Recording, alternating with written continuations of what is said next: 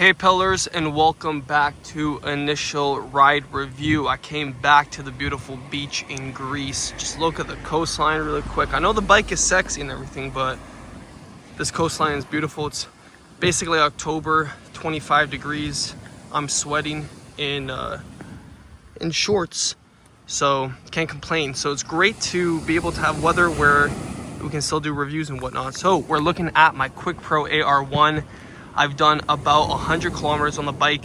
So I want to give my initial ride impressions and a quick overview of my whole setup and share what I think. So the first thing we'll start at the top, is this Samasi saddle. It's a lightweight saddle. It's holding up good. I don't think there's anything wrong with the saddle. The only thing I would do differently is that because I have a 0 offset seat post, I have this pushed all the way at the max. So I think I'm going to put it in the middle just to not feel cramped up. And this is a 120 millimeter stem, so I don't think I need to be pushed all the way. And I have 165 millimeter crank, so I'm not compressed and I don't feel tight, so I think that should be easily put centered. So we'll get that changed out. Now the 0 offset seat post, I actually feel like it's better. I think with the 165 millimeter cranks and the 0 offset seat post, I feel a lot more, I don't know how to describe it, it's like stable over the BB. So I think that was a great change that I did.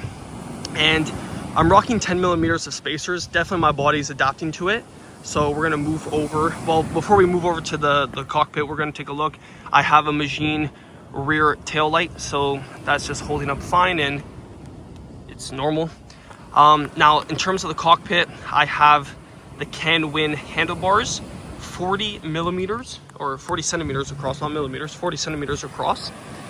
And I have this sticker I'll be switching out for Batman, and this is 120 millimeters.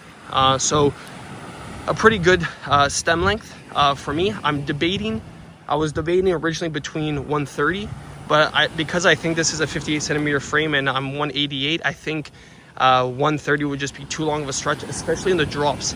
And I was doing more research because I'm rocking 10 millimeters of spacers, is that when you drop it, if I were to ever slam this, then the reach would feel even longer with the same stem. So 130 I don't think makes sense. And even 38 centimeter bars, because of my shoulder width, I think 40 is like comfortable, it looks proportional, and I don't need to be chasing aero gains.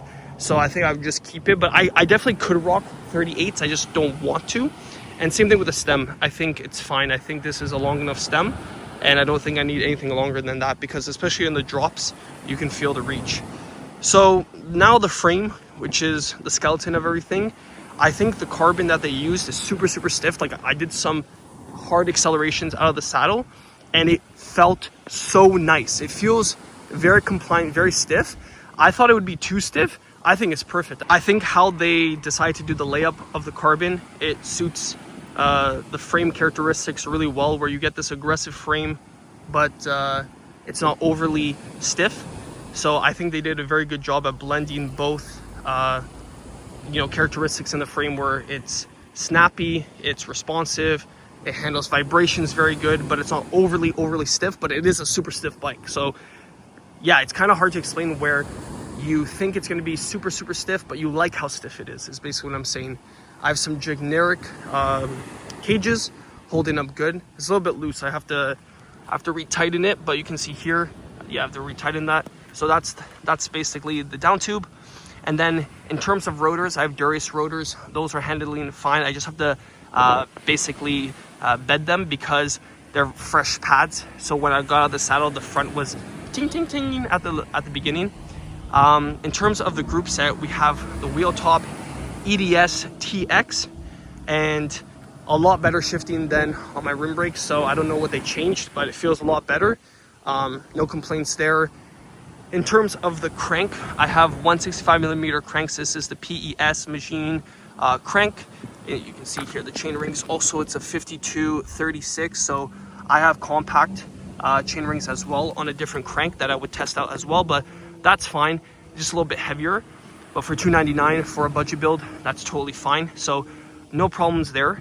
Also testing out the Magine power pedals. You can see here they're already getting worn, but no complaints there.